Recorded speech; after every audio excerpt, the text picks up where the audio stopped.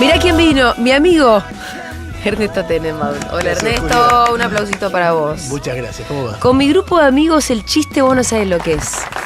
Ahora están, pero se habrán juntado a mirar la entrevista. Bueno, le mandamos saludos al grupo de Mándale amigos salud. de Se sintieron Julia. un poco destratados el otro día que se rieron en tu programa. ¿Por qué era? Porque yo dije algo de cucas, ¿no? O de cabeza de Dijiste termo. que yo te había invitado a un picnic, que fue un poco en chiste, Ernesto, te lo quiero decir. Lo imaginaba. Y que vos no ibas a ir a un picnic de cucas. Yo dije Y eso. algo así. No puede ser. No. Vos dijiste, no, la verdad que yo el fin de semana prefiero descansar, lo cual tiene todo el sentido del mundo. Imagínate que vas a estar viniendo un picnic con mis amigos. Pero mis amigos se sintieron destratados. Este es tu momento para Les poder mando pedirle un saludo disculpas. grande, les pido disculpas formalmente. Bueno, Ernesto, qué momento, la verdad, ¿eh? Qué momento todo sentido, sí. Sí, en todo sentido. Yo te escucho todas las mañanas. Hago un zapping frenético, o sea, escucho un ratito a mucha gente distinta que me interesa lo que está diciendo. Y el piripipí es una de las cosas que no me pierdo. Lo bueno de YouTube también es que uno va y elige el horario y pone cuando sabes que por dónde va a ir la El cosa. Piripipí tiene un nombre que es muy gracioso, porque yo jodo mucho, aunque realmente creo que Sí. el rol tradicional del periodista solemne es un Sí. rol que no me cabe. Y no importa, vos ponés Berbisky, Aliberti, Víctor Hugo, Sí. Nelson Castro, Longobardi. Me parece que hay un lugar de el saber que ocupa el conductor, que tiene Sí. toda esa solemnidad, que no es el mío. No digo, no lo critico, digo, no es el mío. Hay Creo que- algo del tono editorial, Claro, pero... capaz. Y entonces en un momento Yami Segovia me dice, es que vos estabas haciendo tu piripipí al aire. Le digo, ¿cómo dijiste? Tu piripipí, pero ¿cómo se te Son esas ocurre? cosas que salen de los programas, ¿viste? ¿Cómo se te ocurre decirme piripipí? Y quedó como el piripipí. ¿Por qué pero- no le dijo editorial? Porque era tu piripipí, esa sanata que vos hacés. Y a mí me encantó que ella se refiriera así, porque tiene que ver con esa idea de que para mí un programa de radio es un lugar, es un bar donde todos Sí. jodemos, donde todos nos cargamos, donde todos nos buscamos el punto débil y aceptamos el punto débil propio. Y si hay alguien en ese lugar que se pone en un lugar un poco más arriba, ese juego se pierde. Y se pierde el juego. Entonces es que Sí. es como muy elemental. Y es un juego que requiere un respeto y un conocimiento recíproco de decir que, bueno, si te pasaste un poquito, no pasa nada, nos conocemos. Que no nadie es se de tiene mala que ofender claro, tampoco. Nada de mala leche. Entonces hay algo de la forma de apropiarse del nombre de piripipí que a mí que el otro día... Es realmente un piripipí. Sí, claro. Es una Porque vos empezás a hablar. Yo te quería preguntar, ¿cómo preparás el piripipí? No, pienso en la historia, digo, ¿qué historia Ajá. hay para contar? ¿Qué es lo central? ¿Y qué es lo que yo pienso de eso? Y lo voy pensando durante el día. Pero lo vas pensando durante el día. Sí, y después hay algo de oficio que te lo ayudan los audios, te ayudan a escuchar un poco. Yo me levanto a las 6 de la mañana, entonces escucho que están hablando otros. Sí. Y mientras voy pensando, mi cabeza va girando alrededor y a veces sale mejor. Tampoco es que lo preparo mucho. Llego a la radio media hora antes, hago un guión y lo armo. Pero te quería decir... Pero tenés unos ejes que van, Sí, voy de sí, acá, después sí. sigo por acá y Sí, sigo por sí, acá. sí, sí. Pero hay algo, el otro día yo arranqué, yo no estaba mirando mucho Medio Oriente, que es un tema que me es muy difícil. Por judío por y... todo, porque esto es solo para perder. Te putean, vos decís, Sí. está mal que Israel bombardea poblaciones civiles, pero está mal que haya grupos que quieran que no exista Israel. Y vos decís esta frase completa y hay 20 que te dicen sionista y 20 que te dicen Sí, nazi. sí. Entonces, y como yo no lo voy a resolver desde acá, bueno, mido mucho. Y además está la memoria de mis viejos, todo eso existe. Entonces lo estaba mirando y cuando arranqué el otro día a hablar, el viernes, estaba muy, muy tomado por todo el debate sobre la condena, la confirmación de la condena de Cristina. Y toda esa semana había sido muy intensa. Y yo dije, quiero arrancar por algo que no me sensibiliza mucho. Y qué raro. Claro, cuando uno ve mucha guerra, hay un momento que noticias, iba a decir noticias explosivas, digo. No, si te escuché te cagaste de y risa. me tenté de la risa y no podía salir. Aparte era con algo serio en serio. Claro, y después lo vi, Sí. el video, y me volví a reír. Y dije, es esto. ¿Entendés? Está bien, me puedo equivocar y no pasa nada. Sí. Entonces hay algo de convicción en esa cosa de, nada, estar muy convencido de lo que uno hace, pero al mismo tiempo reírse, que no es tan importante, no es una operación a cielo abierto, no es la verdad revelada, no es ni la referente. No es importante lo que vos decides, sino lo que está pasando. No, lo que está pasando, sí, digo, sí. No es que uno es el referente de nada. En todo caso, vos aportás ideas, disparadores, algo de show periodístico, algo de información que puede servir a otro para pensar y reírse con vos o sentirse acompañado, pero de ninguna manera es pensado como el tipo sabiondo que baja línea. Y a mí eso me... Es donde te encontrás. Me gusta mucho, sí, me gusta mucho. ¿A qué le adjudicas? Yo creo que vos estás en un momento, no me lo puedes negar, como de mucho éxito, en el sentido en el que lo que vos tenés para decir a las 8 de la mañana genera mucho interés. Vos sabés que no me doy cuenta, te juro pero que no me doy cuenta. Pero es un momento diferente. Sí. Si tuvieras que explicarlo, ¿pensás que podrías ensayar una respuesta a eso?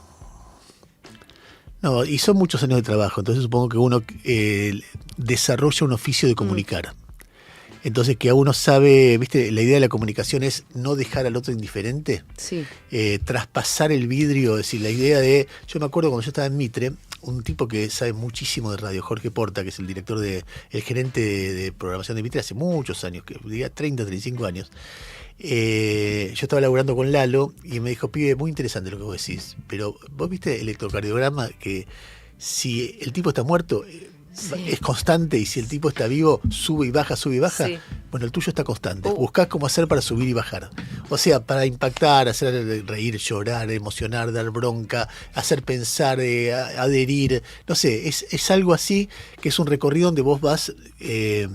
desarrollás, me parece, un instinto muy natural de dónde está la provocación, de dónde está el momento que agarrás al otro. Claro. Y me parece que hay algo de eso. Y después... De eso que vos fuiste desarrollando, por otra parte. Sí. Porque si en algún momento fuiste el electrocardiograma muerto, ahora no. No, pero al mismo tiempo hay algo que yo no resigno de aquel momento, que es que la pasión por el contenido. Sí. Creo que la forma es muy importante, el tono es muy importante, pero no puedes abandonar el contenido porque es lo central. Yo cuando veo a alguien que recién empieza, le estoy mirando el contenido, no la forma. La forma se aprende. En el contenido, la pasión, que lee, ¿viste? Estoy mirando eso.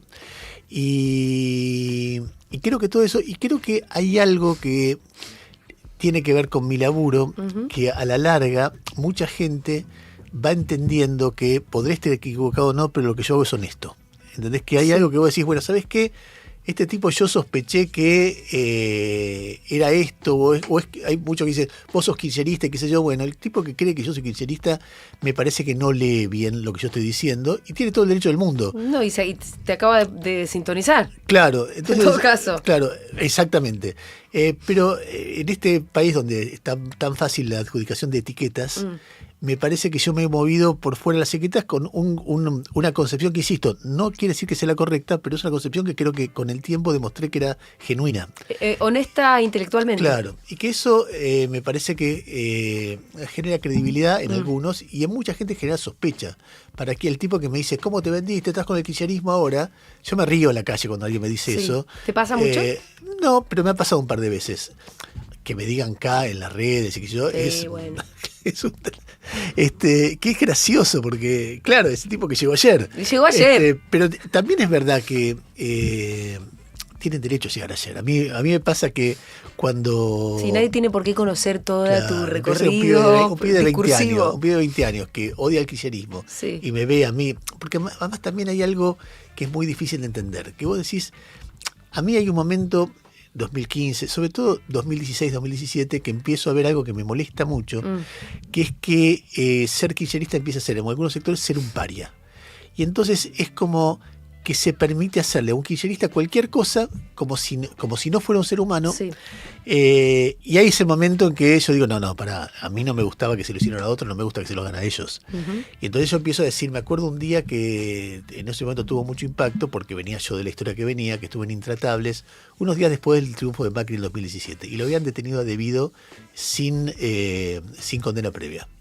Y yo tuve una posición y yo sé que mucha gente se siente reconfortada porque denunció a debido cuando era muy difícil, pero que hay una nueva forma de detener. Y por primera vez dije, mirá, acá se está tratando a los políticos peor que a los empresarios, a los opositores peor que los oficialistas, y eso a mí no me gusta, porque prefiero el modelo brasileño donde hay empresarios como Odebrecht todos detenidos, prefiero la causa de Once, donde hay empresarios detenidos, prefiero el modelo peruano, donde hay presidentes de distintas cosas, pero acá es contra un sector y contra un sector de la actividad. Entonces, en aquel momento dijo, Tenenbaum defiende a Debido y esas cosas. Entonces, los antikirchneristas, Tenenbaum se hizo kirchnerista, o Corea del Centro. Y los kirchneristas, son muy graciosos los portales que dicen, Tenenbaum por una vez hizo sinapsis y dijo no sé qué. ¿Entendés? El tema era ese. Sí. Y bueno, a mí me parece que esas cosas obedecen a una convicción muy fuerte y que con el tiempo hay un grupo de gente que lo agradece y después que uno va formando su voz. A vos te debe pasar lo mismo. Vos sentís que tu voz es más fuerte ahora que hace unos años y uno la va formando. Es muy difícil tener una voz propia. Y entonces eso no es, uno va, prueba de una manera, prueba de otra, se equivoca, trastabilla, vuelve a invocarla y un día sentís que tenés una voz. Sí, yo creo que esa voz también está de alguna manera condicionada por los contextos. ¿Viste? En el sentido en el que posiblemente yo esté, ponele, yo, no sé, más sabia que en otros momentos, o más profunda, o tenga más tiempo de leer, o lo que fuera, pero no es un contexto que a mí me acompaña. Por ahí es un contexto que a mí me castiga. ¿No? Porque no está de moda, por ejemplo, ser como No lo soy tengo yo. claro, no lo tengo claro. ¿Vos no pensás que también puede tener algo que ver con el contexto? También que te No, quede bien. el contexto puede ser, pero digo, no tengo claro que a vos te castigue. Creo que las voces fuertes son voces fuertes. Y reciben, no hablo especialmente de mí, no lo tengo muy pensado. Y reciben adhesión, y reciben rechazo, y reciben campañas en contra, todo eso. A ver, yo me acuerdo una vez hablando con Esloto, cuando estábamos en TN, que Esloto me decía, mirá, te van a putear porque estamos en el Luna Park. Cuando estábamos en la Federación de Box te puteaban menos y te aplaudían menos, ahora te aplauden más y te putean más. Es la mitad de la hinchada que te está puteando y se escucha. Si vos vas a estar mirando eso, me decía él, te vas a enloquecer, decir, o te bajás del ring o seguís en el ring bancándote ese tipo de cosas. Y creo que a medida que vos creces recibís todo eso. Tal vez una cosa que ayude mucho es que hay un momento en que te deja de importar. Sí, sí. Hay un momento que sabes que son gajes del oficio, que toda agresión dura poco. Y entonces, aunque dura, es como los monstruos de la infancia, tienen el tamaño que vos le concedes. Y entonces, y no le das bola, entonces sos más libre en eso, qué sé yo, pero es todo un aprendizaje, no es fácil, uno en parte tiene que aceptar que trabaja de esto para ser querido. Y entonces cuando hay una mitad que te putea fuerte, te duele. Entonces hay un momento que te importa mucho. Eso ¿Vos decís que uno trabaja esto para ser querido? En una parte sí. En una parte querés que te respeten, que te escuchen. Una parte sí. Después los mecanismos que cada cual busca para ser querido, si sos un actor, un cantante, un periodista, pero qué sé yo, ¿para qué uno sale en público? Para tener alguna repercusión positiva. Hay algo de vanidad en eso. Cuando eso es parte de un debate y por ahí te duele y eso te desequilibra, qué sé yo. Tengo más de 60 años, yo no me lo reconozco. De repente pasó... ¿Tenés 60 años 61, ahora? 61, cumplo 62 en agosto. De repente pasó algo que vos decís, ¿qué ¿Por pasó qué ahora? de repente? No, ¿qué pasó de repente que tengo 62 años? Ah, está bien. ¿Entendés?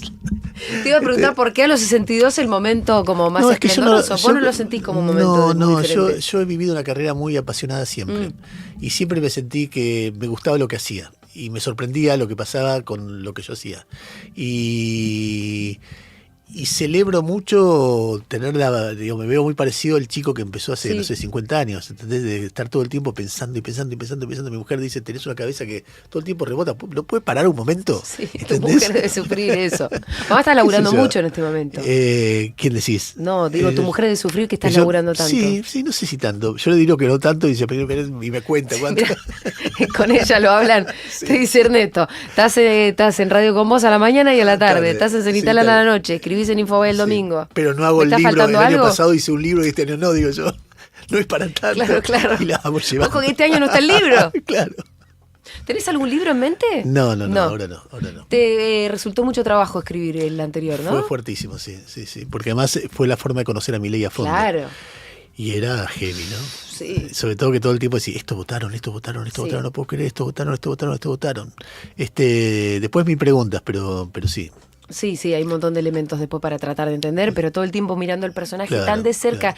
Y además, bueno, vos sos psicólogo. Yo me recibí de psicólogo, no te diría que soy psicólogo. No ejerciste nunca como en consultorio. No. ¿Sentís que igual eso es una herramienta que usás en tu trabajo? Sí, la uso mucho, miro mucho los personajes, trato de entenderlos desde ese lugar de su drama personal Y creo que hacer terapia me ayudó mucho Sí. a tratar de entender muchas dinámicas y a tratar de pensar... De la política, de decimos la como política, analista político. mías como periodista, de cómo pararme en cada lugar, en qué momento vos sos observador y en qué momento... Porque hay un momento que yo pensaba que tenía que convencer a todo el mundo de todo y que un reportaje era una pelea para convencer al otro de que pensara Sí. como yo, y es una pelotudez. O le quita riqueza. Algunos reportajes pueden ser eso, cuando un tipo dice algo, una barbaridad, pero a ver, la mayoría de las veces tiene que ver con exponer al otro, exponer en el mejor sentido, describir al otro, Sí. tratar de merodear ahí a ver qué es lo que dice. Todavía me cuesta no decir todo el tiempo lo que pienso. Todo el tiempo a la tarde, por ejemplo, hay una sección que Noelia Villarreal Grijera cuenta la tarde. Las según noticias ella. del día. Claro, y yo no hablo y me cuesta un huevo. Pero porque, yo no hablo. Porque la yo sección hablo. es que vos no hablás. No, porque yo lo armamos así y me cuesta un huevo, qué sé yo. Es Sí, así. lo que querés es como opinar sobre lo que está Sobre diciendo. todo el tiempo. Todo el tiempo llega hasta, volviendo al tema de la psicología, como ahí hasta dónde vos aplicás el pudor de psicólogo. Porque viste que hay, si uno es más o menos decente, no puedes hacer diagnósticos. No, yo no hago diagnóstico. No, por eso. No, Pero al mismo tiempo decís que es una herramienta donde vos podés mirar personalidades, o sobre todo los traumas, los dolores. Personajes como Milei, Cristina, son personajes apasionantes. Vos lo ves en todo su juego, en las cosas en las que no se pueden mover, en las cosas que, no sé, vos lo ves a Milei todo el tiempo. Sí. Y yo estoy viendo mecanismos, qué sé yo, cómo Milei va cambiando de discurso todo el tiempo y se enoja con todo aquel que le sugería que tomara el discurso que después toma. Es desopilante. Sí. Y cómo es desopilante y es un juego bastante maquiavélico. El tema dice, yo te digo ese pullover es rojo y vos me decís, no, es gris. Sos un estúpido porque decís que ese pullover es gris. Y al rato estoy diciendo, ese pullover es rojo. Era rojo. Y dice, pero bueno, estabas puteando lo que decía que era gris. Bueno. Y eso una y 100.000 veces. Bueno, Dicen que es una técnica. sí. Hay sí, quienes dicen que es una técnica psicotizante. puede ser. En términos puede ser. como más de mago del Kremlin es, vamos a volverlos locos. Sí, yo creo que... A una sociedad. Creo que Sí, pero parece también como un gran gaslighting a la sociedad. Yo creo que es un rasgo de personalidad también, ¿eh? Porque a veces es una Sí. técnica que solo puede hacer algunos. No, claro. Si vos querés ser coherente, el tipo que le importa 3 pitos, ¿viste? ¿Qué sé yo? Sí, yo también creo que es un rasgo de una personalidad bastante retorcida, pero Sí, después sí, claro están que los sí, claro que manuales, sí. los manuales que esto sí lo podría aplicar a alguien más tipo Santiago Caputo que dice vamos a ir por acá, después vamos a ir por acá, después lo vamos a negar, después... Sí, es lo que uno imagina. Y que Finalmente, la idea es volverte loco. No sé si la idea es esa, pero la idea es tenés que defender un relato y el relato que tenés que defender en cada momento, no importa si es coherente con el anterior Sí. o si es coherente con la realidad. Cada momento vos decís, ¿sabés qué? Solo los mandriles me dicen que me van a faltar dólares. Cuando te faltan dólares, buscás deuda. Cuando tenés deuda decís, vieron mandriles que no me iban a faltar dólares, pero si tomaste deuda. Claro, pero dijiste que... Sí, Entonces sí. después decís, bueno, para poder no entrar en un quilombo tenés que juntar reservas. No vine acá a juntar reservas, se meten las reservas en el culo. Al rato estás juntando reservas con más deuda. Entonces te dicen, che, escúchame, ahora estás juntando reservas como yo te dije, pero estás tomando deuda. Mandril, no entendés que estoy roleando la deuda. Y todo el tiempo es una Mandril. respuesta, claro, una respuesta más a un argumento de gente que le está diciendo, estás haciendo las cosas mal, y él con los hechos le va los hechos van demostrando que está haciendo Sí. las cosas mal. Pero el tipo va encontrando ese juego casi, no sé, casi de clown. Que vos, bueno, entender ese mecanismo me parece que es estar mirando algo más allá de lo literal, como Sí. él, ¿entendés? Y bueno, a mí me parece que para eso me sirve. Bueno, en el análisis te escuchamos todas las mañanas, ya más o menos sabemos lo que pensás, pero por ahí no todas las personas que están escuchando. Pero me gustaría que me dijeras un poco más cómo ves este momento de Cristina presa, la posibilidad de que Cristina esté presa, cómo se empezó a reordenar la política argentina y cómo pensás que sigue, por más que ya sé que nos lo estamos A preguntando. ver, empecemos por Cristina presa. Sí. Yo te voy a decir lo que yo pienso tratando de pensar fuera de la Argentina un minuto. Yo creo que, a ver, pensemos en Estados Unidos con Trump. Trump es un hombre enormemente popular, de hecho ganó las últimas elecciones, por eso es presidente, y tiene causas judiciales que lo afectan muy seriamente, causas por abuso sexual, causas por fraude financiero, etc. Cuando hay un sistema, que es el sistema elegido, que es el que orienta a la sociedad, que decide que Trump es corrupto y tiene que ir en cana, se produce un dilema en ese sistema. ¿Cuál es ese dilema? Bueno, es fácil de entender. ¿Se aplica la justicia o se aplica la democracia? Si se aplica la justicia, Trump tiene que ir preso y no puede ser candidato. Pero si se aplica la democracia, Trump tiene que ser candidato porque la mayoría quiere que sea presidente. Entonces se presenta en estos casos un dilema muy fuerte que no tiene solución fácil. Porque alguien te puede decir, mira, a mí me chupa un huevo que el tipo sea popular. Si el tipo abusó de una mina o hizo frente a infanticida, tiene que ir preso. Y otro te puede decir, pará, hay un 50 y pico % de la sociedad que quiere votarlo. ¿Cómo te los vas a cargar así? Porque además ellos lo quieren y lo creen que sea. Tú estás dañando la democracia. Ese dilema entre democracia y justicia se dio en otro sentido en muchos casos. Por ejemplo, el Pacto de la Moncloa en España. No hacemos justicia hacia el pasado para consolidar la democracia. O la obediencia debida del punto final. El argumento de Alfonsino, de Jaunarena, que era el ministro de Defensa, era no hacemos justicia o te paramos acá con la justicia porque queremos que haya estabilidad democrática. Ese era el argumento de Alfonsín. Si vos me jugás, me obligás a decidir en ese dilema a mí, yo prefiero la democracia y la justicia. Ahora, entiendo al que prefiere lo otro. Ahora vamos a suponer que yo no decido eso. ¿Por qué? Porque a mí me parece mal la detención de Cristina o la confirmación de la condena en términos de sistema. Es re complejo el tema. Es muy complejo. ¿Por qué me parece mal? Porque si yo tengo ese dilema, o sea, hay un elemento muy central, que no es el dilema con debido, o con porque ellos, digamos, vos puede ser justo o injusto que esté detenido, pero no afecta la posibilidad de votarlos porque no son candidatos. El hecho de que sea candidato genera. Ayer Pagni decía. Ella cree que por los votos, la gente que tiene votos es impune. Bueno, pero salí de ella, miralo desde afuera, mirá a Trump, vos no sos norteamericano, lo ves de lejos y eso te permite pensar. Ahora, en mi caso, yo lo que veo es que de un tiempo a esta parte, el sistema se rompió. Entonces, el sistema que condena a Cristina es un sistema fallido. ¿Por qué? Porque veo, y creo que puedo fundamentar, que el doble estándar de la justicia, más allá de lo que haga cada funcionario judicial, en cada tema, es escandaloso. Es tan grande que hoy lo decíamos más temprano. Nosotros ya no creemos que sea doble estándar, ya es otra cosa, ¿entendés? Bueno, es un criterio. Porque lo que decíamos era, doble vara podría ser si vos tenés a un poder judicial que mide o juzga con una vara a Macri y con otra muy distinta a Cristina. Eso es doble vara. Ahora esto ya es otra cosa. Bueno, entonces es un poder judicial que responde, de hecho, a Macri, por lo menos por lo que se puede, por la cantidad de reuniones, por el pádel, por el tenis, por el fútbol. Sí, puede ser. Por el lado escondido, ¿viste? O responde a un criterio extendido del Poder Judicial de considerarla a ella enemiga por cosas, en parte, que también ella hizo. Es decir, en toda la historia hay una ruptura de códigos recíproca que habría que analizar históricamente, pero de los últimos 15 años. Pero de cualquier manera, sea como fuere, ese sistema se mostró fallido porque no avanza ni para llamarlos a citar a declaraciones. Por eso te digo, es más que doble vara. Claro, entonces pasa eso por un lado. Lo que pasa es que entonces, cuando digo, si hay un dilema muy fuerte, para condenar a alguien muy popular, tenés que ser hiper prolijo.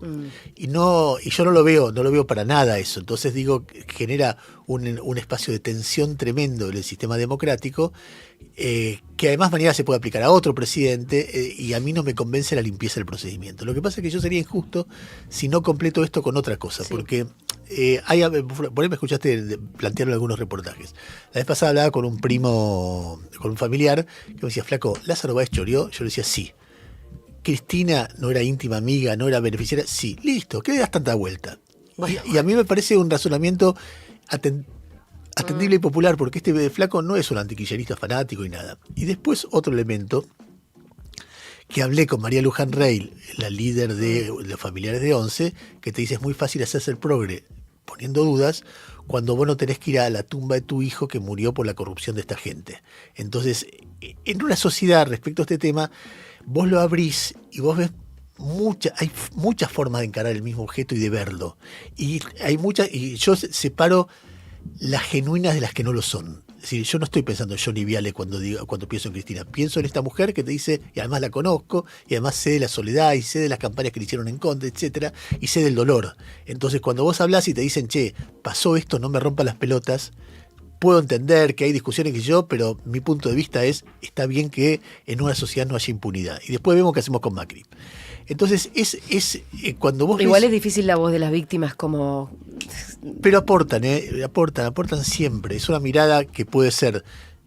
Ninguna voz es indiscutible, pero las voces que surgen de la sensibilidad están diciendo algo que es importante. Es decir, yo no las desmerecería porque son víctimas, ni tampoco la transferían la verdad revelada. Claro, pero es eso, que el problema en realidad es eso, como que no sea discutible porque es la voz de no, una víctima. es discutible, pero de me hecho, impacta, está bastante teñida de un montón de cosas que por ahí no son buenas en la búsqueda de la verdad, que se supone que es lo que tiene que construir la justicia. Puede ¿no? ser, no lo sé. A veces pienso que sí, a veces pienso que ven más que los que no somos víctimas. Pero en cualquier caso, lo que digo es, si yo abro bien el juego, veo múltiples cosas. Es decir, veo la justicia con doble estándar, veo un hecho que fue muy mal manejado, veo a Cristina que tiene que explicar cosas que nunca explica, veo la impunidad de los que no son kirchneristas, entonces veo el antiperonismo tiñendo todo esto, pero veo todo, ¿entendés? No sé, yo pensaba, ayer pensando en lo de España, el escándalo de corrupción que ahora sí le pega a Pedro Sánchez, pero de lleno. Sus principales colaboradores grabados repartiéndose guita, armando fiestas con prostitutas. Es un escándalo, sí, que puede terminar con el gobierno.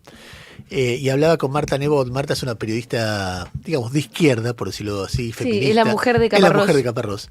Y ella me mostraba su dolor. Dice, esta gente defraudó a cientos y cientos de militantes y de intendentes porque están choreando. Dice, no puede ser que esa frivolidad. Bueno, eso también está en esta historia. Porque si vos me preguntás, el fondo de la cuestión, ¿a vos te convence que Cristina es inocente? Y no me convence. Entonces vos decís, está mal juzgada, hay doble estándar, tenés el quilombo de la democracia en el medio, pero tenés ahí un tema que, por supuesto que los militantes kirchneristas no lo ven y creen que es inocente y creen que cualquier acusación proviene te transforma en un enemigo, pero no es así, o por lo menos no lo veo yo así. Entonces tiene una complejidad. Ahora, el otro día vos dijiste, de hecho fue como un corte viral que se hizo en Cenital, dijiste, yo estuve 15 años discutiendo esto de que no había persecución, que no había prescripción, argumentando, ¿no? Dijiste, incluso. Y ahora veo que al final yo estaba equivocado. Y abajo tenías de todo, ¿viste? Como gente diciendo, bienvenido Ernesto, por fin la viste, medio engaste o no. O la concha de tu madre, recién ahora la ves. O de qué me sirve un poquito tarde Ernesto, o alguno que te ponía cínico también, ¿no? Bueno, tal vez no interpretaron bien lo que yo dije. No, bueno, ¿querés ampliarme? Porque Te cuento lo que yo pienso, te cuento lo que yo pienso. Yo pienso que cuando yo decía eso, digamos, yo soy un periodista, entonces yo trato de ver qué es lo que está pasando. Cuando Cristina empieza con el tema de la persecución contra ella de la prensa, no existía. Te doy un ejemplo. El momento álgido, si vos podés un punto de inicio de eso, creo que fue, si no el 25, el 31 de marzo del 2008. Quilombo del Campo, el día del abrazo entre Cristina y en Plaza de Mayo, cuando caían papelitos. Y ella plantea como parte de una conspiración en contra de ellos un dibujo de Sabat. Sabat lo había dirigido. Sabat era un tipo recontra democrático que unos años después, cuando llega Macri, hace otra caricatura de la cual nadie se acuerda porque no se generó el quilombo que generó aquella, que era Macri como un buitre en medio de los fondos buitres. Un tipo que siempre hizo eso. Ni siquiera le respondió a Cristina. Siempre hizo eso. Ver esa mirada, claro, todo el mundo periodístico dije, ¿qué se la agarra con Sabat? ¿Qué pasó? Es una caricatura, como tantas caricaturas, como, a ver, el otro día hablaba en la calle con una mujer oyente muy que me empezó diciendo, no digas que Milei es igual a Cristina. Le digo, yo nunca dije eso, yo dije que el enfoque sobre el periodismo es parecido. Entonces empezamos a charlar y en un momento me dice, esa tapa de noticia de que Cristina teniendo un orgasmo, y yo le decía, ¿cuál es el problema con eso? Digo, esa tapa se puede mirar como algo positivo o como algo negativo. La están sexualizando a una mujer. En algún lugar es un elogio, tal vez a muy pocas políticas se las pueda tratar como una persona que disfruta del sexo, como a una mujer coqueta como Cristina, o puede verlo como una ofensa, pero ustedes se ofenden de cualquier cosa. Bueno, esos malentendidos que para mí son muy fuertes en la concepción de, si querés, el disenso, fueron construyendo algo que en aquel momento no había. Yo por eso decía, y después de a poco se fue conformando. O sea, ni Leuco, ni La Nata, ni Majul eran lo que después fueron antes de 678. Entonces no es que yo venía diciendo algo y ahora veo que me estaba equivocado. No estuve equivocado 15 años. En los últimos tiempos, diría del 2016, 2017, yo empiezo a ver ese doble sesgo y lo empiezo a denunciar y lo empiezo a contar desde un lugar que era muy incómodo para mí, porque yo me puteaba a los kirchneristas y me puteaba a los antikirchneristas. Entonces, si a alguien le interesa mi opinión respecto de esto, no es que dije, es cierto que la manera en que yo lo dije fue demasiado taxativa. Entonces uno está pensando en voz alta, como si todo el mundo entendiera que vos estás pensando en voz alta, te cortan un cachito y fuiste. Sí, bueno, esa es la lógica de los recortes, que claro, es... pero bueno, tampoco me quejo de eso, qué sé yo. Me reía porque... A mí me parece de lo más interesante y honesto que vos digas, yo iba pensando, yo no era de las que te ponía una puteada abajo. vi gente conocida que sí.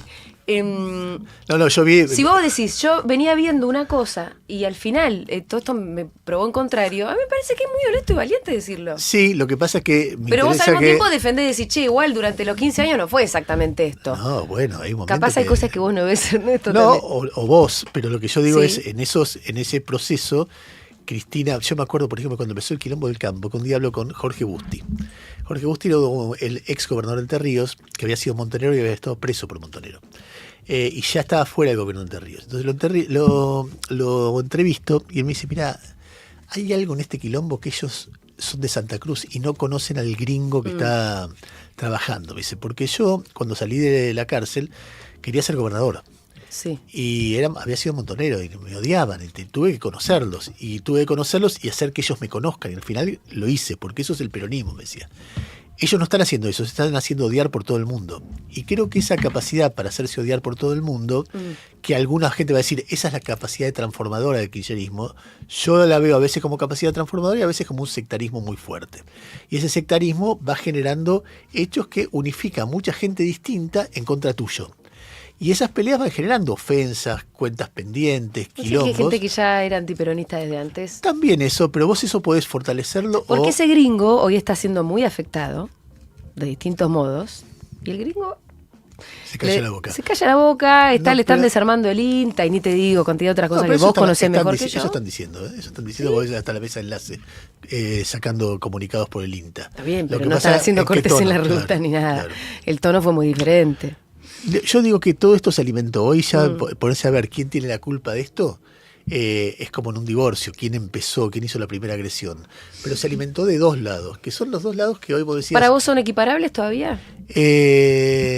Todavía deduce una tendencia hacia la desaparición de esa mirada. No, me parece una discusión porque yo cuando te jodo te digo que Tenenbaum, que es Tenenbaum. No, me parece que es una discusión. Decía como siempre estás tratando de buscar el equilibrio. No, es una discusión poco relevante, Julia. Respecto de. Uno puede decir qué es lo más.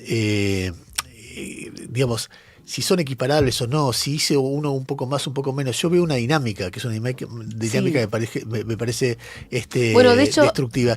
Y además, cuando yo la veo, estoy mirando al que tiene más poder en esa dinámica. Yo me acuerdo cuando, antes del Quilombo del Campo, antes que estallara todo, yo estaba en Mitre, y yo puteaba, como siempre, venía de los 90 y seguía puteando. Y un amigo me dice, vos, si tenés que estar, te voy a elegir, Kirchner o Macri, ¿estás más cerca de quién? Y yo le dije, mira, estoy laburando, qué sé yo. No, pero te pongo una pistola en la cabeza. Kirchner o Macri. Sí. No, me pones una pistola en la cabeza. O una urna en la cabeza, más que una pistola.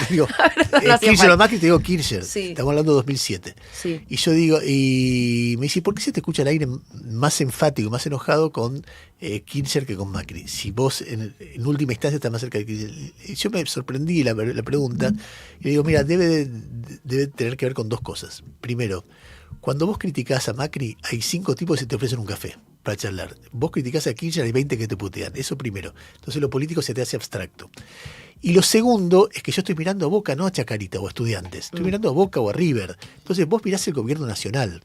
A mí me pasa, ¿por qué me acusan ahora de kirchnerista? Porque hace 10 años, desde el 2016 en adelante, yo estoy mirando la corriente hegemónica de la Argentina, que es el antiperonismo. Entonces, hace 10 años que pasa eso, y entonces estoy viendo cómo en los medios tradicionales vos tenés a un montón de tipos que actúan realmente como papagayos, ¿no? Es una cosa que es vergonzosa, agrediendo al kirchnerismo, encima tipos que cuando Cristina estaba en el poder se hacían los boludos.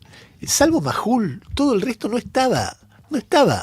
Entonces veo eso, y como mi punto de vista es ese, y estoy criticando eso todo el tiempo, estoy mirando eso y analizándolo y qué sé yo, alguien puede decir, es kirchnerista porque critica, pero es otra cosa la que intento hacer. Y me da mucha bronca. Yo entiendo, cuando ¿entendés? Yo te pregunto, ¿te parece que todavía es equiparable? Vos me decís, yo miro lo importante, ¿no? Y en un momento... ¿Qué sé yo? Por ejemplo, ahora el quilombo de contar la sucesión de agresiones cruzadas. Sí. ¿Cómo carajo lo contás? Bueno, yo ¿entendés? Te escuché esta mañana y de hecho cuando hablaste, estabas hablando de las pintadas, ¿no? Yo a veces converso con vos a la mañana también. Me parece muy bien. Te discuto. ¿Qué Tenenbaum que es Tenenbaum? Estabas hablando de las pintadas, ¿no? Para mí también es muy difícil porque yo, obviamente, lo primero es que condeno la violencia. La verdad que la puedo entender, ¿sabes por qué? Porque yo soy obviamente de ese sector que hoy se siente, pero lastimado, agredido, a un punto Yo también que la entiendo, ¿eh? Yo no estoy de acuerdo, pero la entiendo. Yo también. O sea, digo, y aparte también lo otro que te diría es, no es equiparable, ¿viste? Porque yo lo escuchaba, sobre todo a Jairo más temprano, como con el tema de los volantes. Son unos volantes en un restaurante. No exageremos, ¿viste? Pintadas hubo siempre. Entonces, si la pintada es del Mayo francés, qué hermoso como las paredes cuentan poesía. En cambio, si la pintada es de otra cosa... Además, si alguien puede insultar por televisión, ¿por qué no puede otro pintar sobre aquel que insulta? Y esto también lo dijiste vos. Es una discusión fuerte y después ves la hipocresía del otro lado. El tipo que hace juicios cuando le dicen nazi, pero ante una pintada dice es Hitler.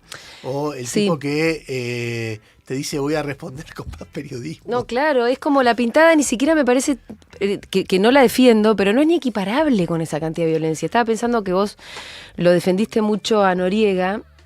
Yo te voy a leer algunos tweets de Noriega para Julia Mengolini. ¿O no? No los conozco, léelos. No, qué sé yo, tampoco, pero Noriega es... creo que no lo seguís en Twitter o nunca lo viste porque Noriega es cualquier cosa menos tranquilo. De hecho, a mí me pasa que a mí me tiene re de punto y yo no le contesto nunca nada, ¿no? Entonces dije, le voy a mostrar a Ernesto alguna cosa. Y lo último que encontré fue que el otro día, después de la condena de Cristina, yo tenía que ir al teatro con Rita a ver La Sirenita. Yo no podía parar de llorar con la condena, entonces le tuve que ir a decir a Rita... Vi el fragmento ese. Y lo hicieron viral. Entonces hoy Noriega pone, hoy 21 horas nos juntamos en la casa de Julia Mengolini para pedir que la lleve a la hija a ver La Sirenita, lleven banderas argentinas. Todo para burlarse, ¿no? Obviamente. Burlón. Y después empecé a buscar más, ¿no? Y pone, encuentro uno por semana mínimo.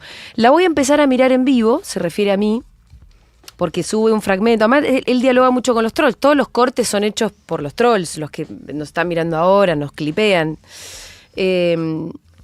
La voy a empezar a mirar en vivo el programa entero porque no puede ser que todo lo que diga sea siempre una estupidez. Algún momento, digamos, neutro debe tener. Cuando dice la temperatura o saluda, algo, pone Noriega. Y esto tiene... ¡Qué loco! 327.000 visualizaciones. ¡Qué loco! 5.300 likes y 721 respuestas que no te las puedo ni empezar a leer porque me pongo a llorar. Porque son cosas que yo trato de evitar por mi propio bien. Pero a veces me cruzo con estas cosas de Noriega. Y cuando yo me cruzo con el odio de Noriega, a mí me agarra acá una angustia que me empieza a subir acá, se me cierra la garganta, se me llenan los ojos de lágrimas y después tengo que respirar profundo y seguir. Porque si no... Y empiezo a pensar, cuando me lo cruce, porque él vive acá, le voy a decir que me deje de molestar porque yo nunca dije nada sobre él y por qué me molesta, por qué me tiene de punto y por ahí me mira a la cara y se va a dar cuenta que yo soy un ser humano y no este bicho horrible que los trolls construyen de mí. Entonces me empiezo a figurar cosas sobre Noriega y esa bronca, que yo no la voy a expresar en una pintada, la puedo entender. La puedo entender. Y esa pintada no se equipara con esto, que también es un muro virtual, digital, que tiene Noriega, que genera odio permanente. Mira, ojalá, yo creo que, yo no lo conozco mucho a Gustavo, creo que es una buena persona, pero y ojalá, no. Por eso, ojalá escuche lo que vos estás diciendo, porque tal vez le haga pensar. Mira, yo a mí me pasa en estos años que he podido hablar con muchos, he podido hablar y convivir con muchas personas dolidas por cosas que se dijeron y se hicieron en estos años, que piensan opuesto. Algunas personas, a mí me pasó que al principio del kirchnerismo, cuando empezó toda la discusión con la prensa, perdí a algunos amigos que eran amigos cercanos. Creo que después reconstruí con todos. No siendo lo mismo, pero creo que reconstruí con todos. O no recuerdo, pero por ahí, viste, uno olvida también. Y después me pasó al revés. Gente que en la discusión con el kirchnerismo estaba muy cerca mío, me empezó a tildar de colaboracionista porque hablaba así textualmente con el kirchnerismo. Vi como en algún momento estuve cerca de un sector o del otro, según cómo estaba el panorama de las cosas, vi los gestos más brutales de unos y de otros, y vi también las expresiones de dolor de unos y otros. Qué sé yo, la última vez que hablé con Daddy, yo laburé con Daddy en Mitre, y es un tipo que yo respeto mucho, porque es un artista tan del carajo, Daddy, tan de primera línea y tan genuino. A mí me conmueve. Es decir, y además he convivido, cuando él entró a Mitre me dijo, pibe, yo traigo el peronismo, vos traes a los judíos de la universidad y nos llenamos de plata. Así arrancó. Sí. Y, porque hacían programa, compartían aire. Claro, y era una cosa de aprender de alguien que venía de un lugar completamente distinto, que eso que me interesaba. Y la última que vino a Radio con vos, salió este tema de las agresiones y qué sé yo, y después nos quedamos hablando en privado. Y me dice, mira, yo no me voy a hacer la víctima, pero te voy a contar lo que yo viví desde que dije soy kirchnerista. Sí. Y la historia es espantosa. Me la puedo imaginar. ¿Entendés? Espantosa, pero espantosa. Y muchas veces cuando hablo, yo le podía contar lo que yo viví en aquel momento, y hay un lugar donde ojalá no va a pasar. Todos tenemos que perdonar a nuestros muertos, porque si no, no termina nunca esta historia. Entonces, a mí, yo te escuchaba y decía, pucha, ojalá yo pudiera juntar a Gustavo y a Julia a charlar un rato y que se digan, aparezca el ser humano por fuera de la caricatura. Lo que pasa es que es muy difícil. Yo no me quiero juntar con Bueno, Gustavo por eso te digo, la única forma, mira, yo te Pero fíjate, yo no me quiero juntar con Gustavo Noriega. Ahora, yo con vos, que en algún momento nos chisporroteamos, ya lo hablamos 1000 veces, esa honestidad que yo veo en vos, para mí es totalmente valiosa y podés tener distintas opiniones, más o menos, pero me hace que yo quiera conversar con vos. Y cada tanto nos volvemos a encontrar y seguiremos conversando. Yo no veo esa honestidad que vos, de la que hablás, no la veo en Gustavo Noriega. No, puede ser. Yo veo puede una ser. especie de troll que sistemáticamente funciona, se alimenta de los trolls, genera odio sistematizado, no tengo ni idea por qué conmigo. Debe ser con un montón de gente, solo lo que conmigo. ¿Por qué voy a hablar con Gustavo Noriega? Porque te puedo seguir leyendo millones de tweets. Y no está bien, la verdad que no está bien. Tal vez sea la enfermedad de Twitter también. Yo hay veces que... Ay, la gente, sí, bueno, puede ser. Yo hay veces que entro a Twitter, hace rato que no tuiteo, y me dan bronca de gente, cosas que dice, joder, el otro día se lo decía al aire a Lucas Liach, con quien tengo una relación, porque me gustó. Hay un libro que escribió junto con Bekarchunov que se llama Los ciclos de ilusión y de desencanto, que es un libro de historia económica, que es de los libros más lindos que leí en mi vida. Y es de historia económica. Entonces siempre hablamos de ese tema, discutimos 20.000 veces de muchas cosas, y el otro día le dije al aire, mirá, una de las personas que me generan odio y me da ganas, sos vos, y digo, no me voy a pelear con Lucas por Twitter, listo, me olvido del tweet. Sí. No es verdad que Twitter saca lo peor de las personas. ¿Puede pasar eso? No lo sé.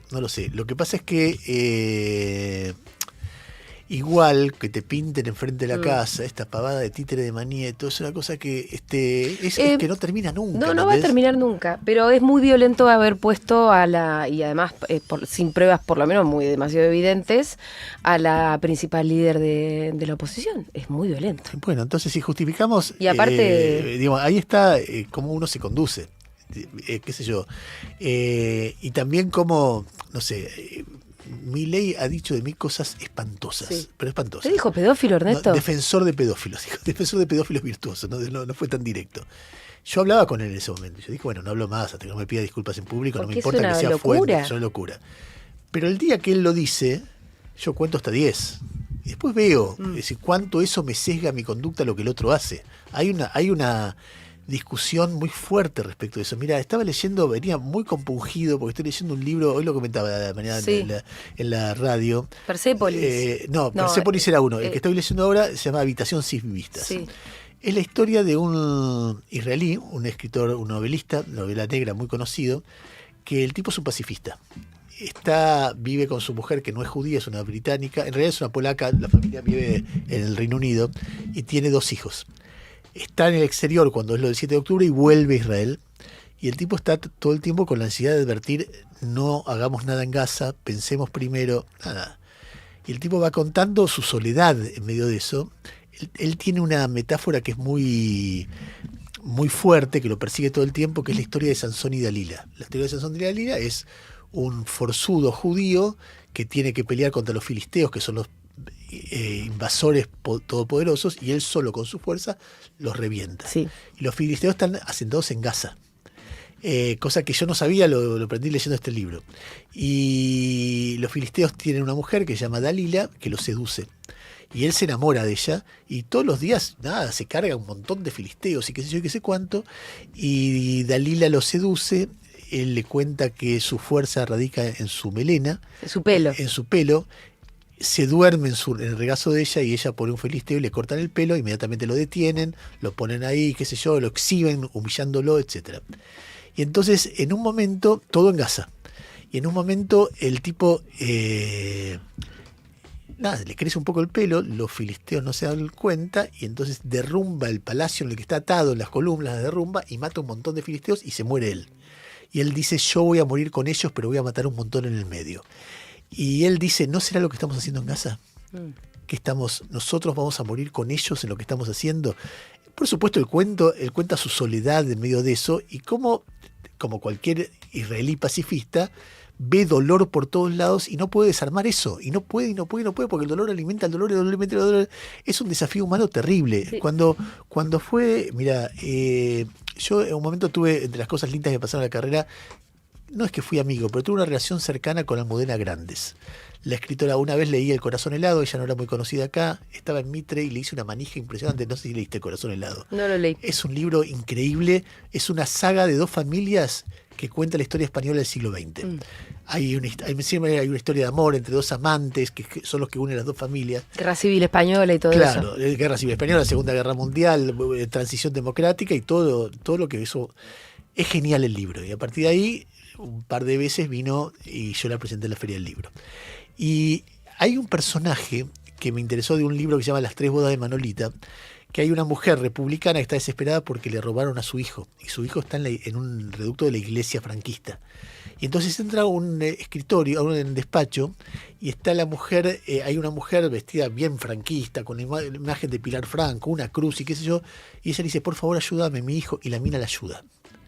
Entonces cuando viene Pilar Franco, Almudena Grandes, yo le pregunto en una entrevista, le digo, escúchame, ese personaje, ¿es una franquista repudiable o es una persona que, ella me dice, ella siendo una mina muy de izquierda, sí, dice, esas personas salvan los países? La que se distingue. La mira que es franquista, sí, y ayuda a una republicana a recuperar su hijo porque se conmueve. Esa persona ve humanidad donde otro hubiera visto un enemigo. Y a mí me parece, es una pelotudez lo que estoy diciendo porque es muy ingenuo, pero me parece que todo el tiempo estamos sometidos a ese desafío, a ver una persona donde uno podría ver un enemigo. Y es muy difícil en estos tiempos, porque vos me contás lo que me contás de Gustavo y tenés todo el derecho del mundo a reputearlo. Y seguramente él va a decir, ¿y sabés lo que me hicieron a mí? Y Daddy va a decir, ¿y sabés lo que me hicieron a mí? Y yo voy a decir, ¿sabés lo que me hicieron a mí? Y es interminable, es cansador. Totalmente. Lo que pasa es que sí, yo acá igual... Estamos hablando del país, no de vos o de mí. No, es que en el país yo pienso, bueno, ¿cuándo empezó? Pongámosle una fecha. ¿Los bombardeos del 55? ¿Está bien una fecha? Y eso nunca vino de vuelta. El peronismo nunca hizo golpes de Estado, nunca bombardeó a su población civil. Entonces, si vos me decís, miremoslo como la historia del país es peronismo o antiperonismo, en eso estamos de acuerdo. ¿Y quién cometió? No sé si es solo eso, pero sí. No, bueno, está bien, pero ponele, ahí tenemos que encontrar un lugar. Yo no veo que haya fuerzas equiparables. No veo que haya violencias equiparables. Hay unos que hacen golpes de Estado y hay otros que ganan por las urnas. Hay unos que bombardearon, hay otros que no bombardearon. Hay uno a lo que su líder lo exilian y ahora su líder lo proscriben y tratan siempre de volver de modo institucional, electoral, puteando un poquito a Tenenbaum en 78, haciendo una pintada. No lo veo equiparable. Mira, yo te voy a decir una cosa. Estoy tentado de 2 cosas. Dale. De darte la razón y de no dártela. Ay, ¿qué Tenenbaum? ¿Qué Tenenbaum?